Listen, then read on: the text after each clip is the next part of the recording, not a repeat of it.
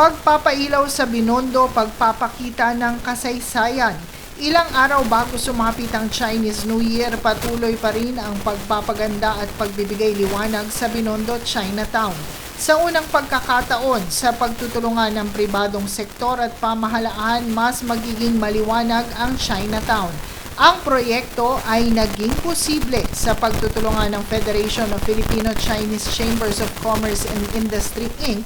sa tulong ni First Lady Lisa Araneta Marcos ay nagpapakita ng kasaysayan ng Binondo bilang cultural reclamation of the world's oldest Chinatown na natatagpa noong 1594.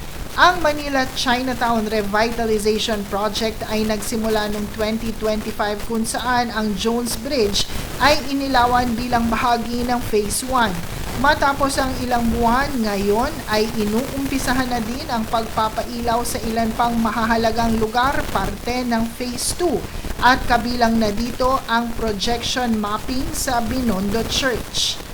Ang kabuuang proyekto ay nagkakahalaga ng 200 million pesos na pinagtulungang malikom sa pamamagitan ng mga kontribusyon mula sa pribadong sektor.